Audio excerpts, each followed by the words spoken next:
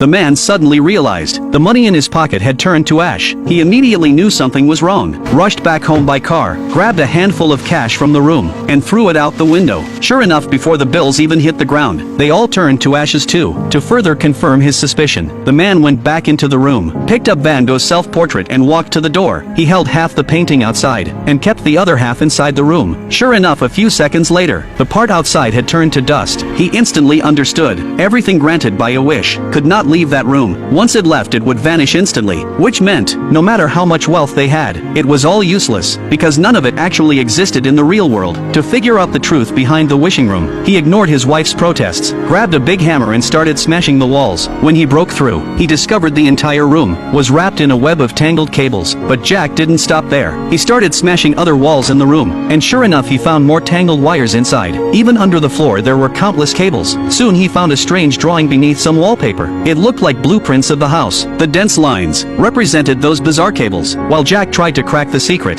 his wife held the child and got ready to leave. Jack rushed over to stop her, but he had no idea how to explain it to her. Seeing her silent husband, Anna still walked out the front door with the child. But Jack didn't stop her again. To him, that was the best fate for the child. As soon as Anna stepped outside, the child began crying. His skin changed instantly, and his shoes visibly aged in seconds. Hearing her wife's desperate screams, Jack rushed out and grabbed the child back. But in just those few seconds, the infant in her arms had already become a 7-year-old boy. Only then did the woman learn the truth. The child had to stay in the house forever if he wanted to survive. Seeing the boy's innocent eyes, Anna couldn't bring herself to tell him the truth. So in the following months, she gave him extra care, while also fabricating a lie. "You have a rare disease. You can't breathe outside air. You're only safe staying at home." But the more she said that, the more curious the child became about the outside world. Eventually, leaving the room became his new wish. He looked for every chance to sneak out. Luckily, the woman always caught him in time. Finally, she decided to board up all the doors and windows, and Jack silently agreed. In the days that followed,